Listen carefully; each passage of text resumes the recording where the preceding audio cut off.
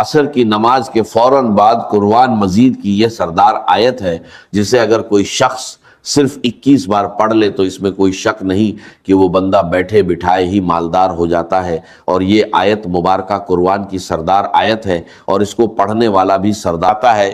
اور ایسی جگہوں سے رزق کا انتظام ہوتا ہے کہ پہلے دن ہی اس بندے کو وہاں سے رزق ملنے لگتا ہے جہاں اس کا گمان بھی نہیں ہوتا۔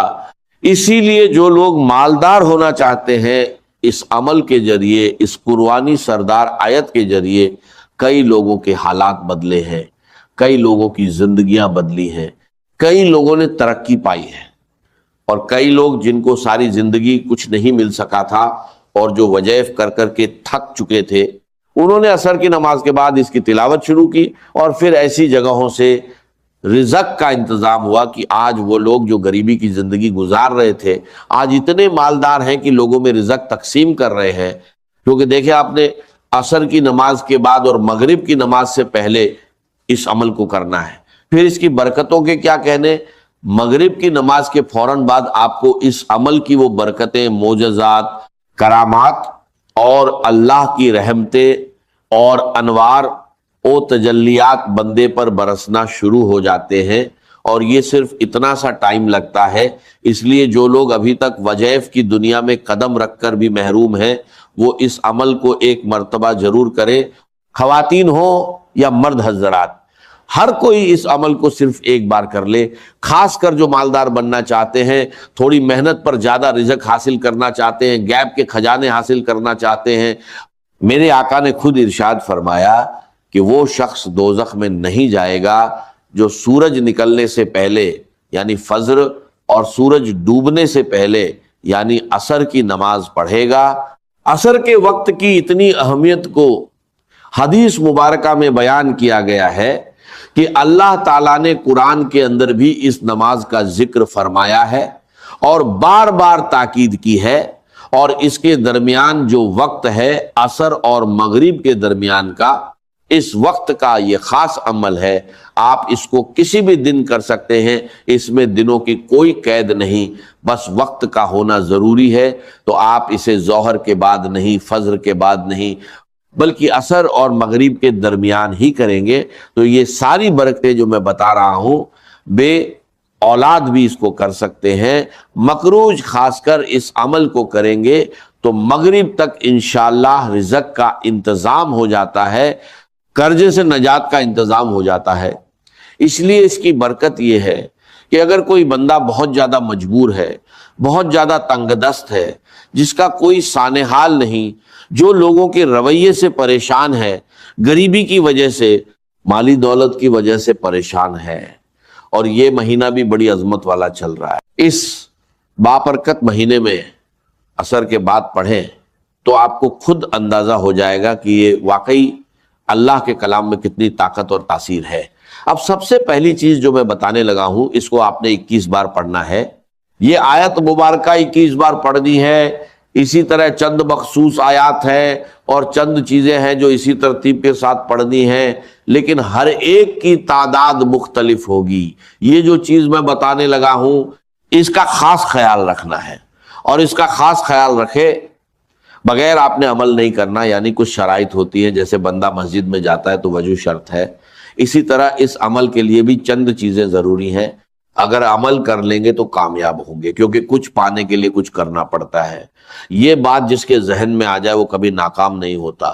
اسی لیے اس ویڈیو کو مکمل دیکھ کر عمل سمجھ کر کریں گے تو انشاءاللہ برکتوں سے کبھی محروم نہیں رہیں گے، یہ گارنٹی ہے۔ آگے اللہ تعالیٰ نے چاہا تو وہ میرا مالک، وہ میرا خالق، وہ رزق دینے والا، رحمتیں برسانے والا، کرم کرنے والا، وہ رب تو ہر لمحہ اپنے بندوں کو پکار رہا ہے کہ میری طرف آؤ تو میں وہ سب کچھ عطا کر دوں گا جس کی تم تمنا کرتے ہو۔ تمہاری ہر دعا قبول ہوگی، ہر فریاد سنی جائے گی، جو چاہو مانگ لو عطا کر دیا جائے گا۔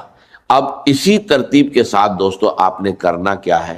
سب سے پہلے آپ نے قرآن مجید کی یہ مختصر سی سور مبارکہ جو بالکل سادی اور آسان ہے، اسے صرف 3 مرتبہ پڑھنا ہے۔ سب سے پہلے 3 مرتبہ درود پاک، پھر 3 مرتبہ یہ سورہ، اور قرآن کریم کی جو سردار آیت ہے اسے جہاں بھی پڑھنے کا کہوں وہیں پڑھنا ہے، اپنی مرضی سے کچھ نہیں کرنا، کیونکہ اللہ والوں کا بتایا ہوا طریقہ ایک خاص ترتیب ہے۔ دیکھیے کچھ اعمال دیکھنے میں مختصر اور سادے ہوتے ہیں لیکن طاقت کے اعتبار سے بہت زیادہ ہوتے ہیں، کیونکہ وقت بہت قیمتی ہے۔ کچھ دن باقی دنوں کی طرح ہوتے ہیں، اور کچھ دنوں میں اللہ تعالیٰ نے اتنی برکت، فضیلت اور رحمت رکھی ہے کہ بندہ سوچ نہیں سکتا۔ یہ وظیفہ دیکھنے میں مختصر ہے لیکن طاقت بہت بڑی ہے، بندے کی بیٹھے بٹھائے حاجتیں پوری ہوتی ہیں، مالدار، امیر، غریبی، تنگ دستی، تمام معاملات حل ہو جاتے ہیں۔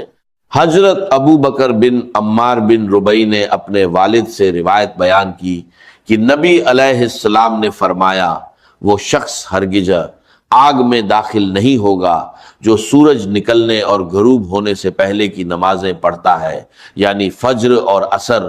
اور بصرہ کے ایک آدمی نے شہادت دی کہ میں نے بھی یہ روایت سنی، حکیم الامت مفتی احمد یار خان نے اس حدیث کے اس حصے پر فرمایا کہ جب بندہ قبر میں جائے گا تو اسے عصر کا وقت ہی دکھائی دے گا، اس لیے عصر کے وقت خصوصاً اس نماز کی حفاظت کرو، اور اسی درمیانی وقت میں یہ خاص عمل کرنا ہے۔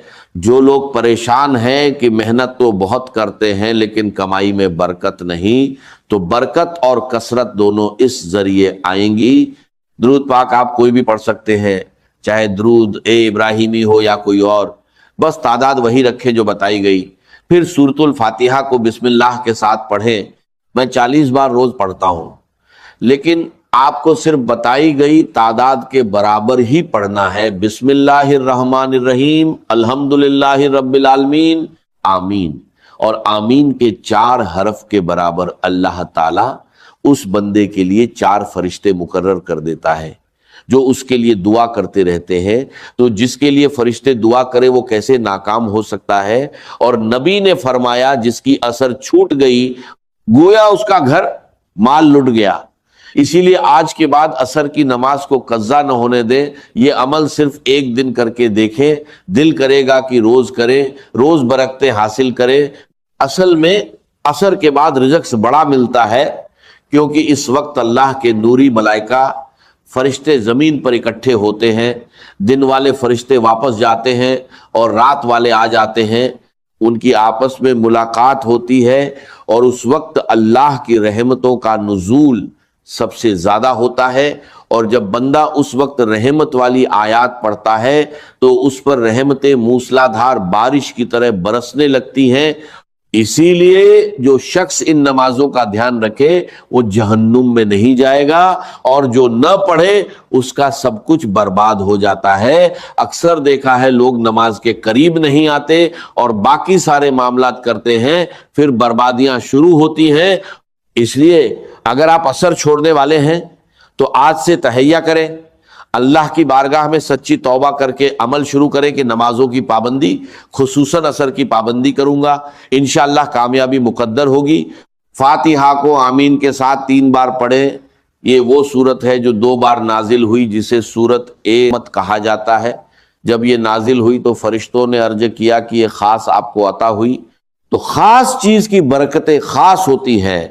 حضرت زریر بن عبداللہ فرماتے ہیں کہ حضور نے 14ویں رات کے چاند کی طرف دیکھ کر فرمایا کہ تم اپنے رب کو اسی طرح دیکھو گے، بنا کسی مشقت کے، بشرطے تم نے فجر اور عصر پڑھنے میں کوتاہی نہ کی تو اللہ کی زیارت ہوگی۔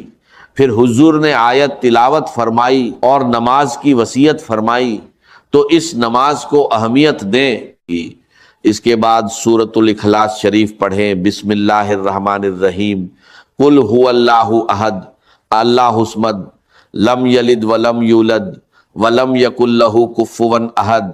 سبھی صورتیں بسم اللہ کے ساتھ پڑھیں، کیونکہ جب بندہ وظائف کو ان کی شرائط اور طریقے کے مطابق پڑھتا ہے تو کامیاب ہوتا ہے۔ فاتحہ اور اخلاص پڑھنے سے اللہ ایک پورا قرآن پڑھنے کا ثواب دیتا ہے۔ 300 شہیدوں کے برابر ثواب لکھا جاتا ہے، رزق بڑھتا ہے، معاملات حل ہوتے ہیں، پریشانیاں ختم ہوتی ہیں، دکھ مصیبت سے نجات ملتی ہے۔ یہ ساری برکتیں اس عمل سے ملیں گی، اور یہ مہینہ بڑا خاص ہے۔ محرم اور رجب عزت والے مہینے ہیں، جو بندہ اس عمل کو کرے اس کی عزت، رزق اور دولت بڑھتی ہے، مسائل حل ہوتے ہیں، دعائیں قبول ہونے لگتی ہیں، کیونکہ اللہ اس عمل کرنے والے کو ہر سال حج کی توفیق عطا فرمائے، اتنے پیسے دے کہ وہ ہر سال حج کو جائے۔ اللہ کے خزانے وسیع ہیں، بندے کا گمان وہاں نہیں پہنچ سکتا۔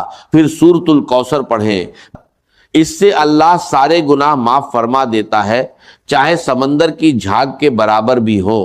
اور یہ سورت دشمنوں کے لیے تیر، معجزات، شفاعت، مقام، جنت کی عطا، صحابہ کی جماعت، دین کا غلبہ، دشمنوں پر فتوحات، سب کچھ اس کے اندر ہے۔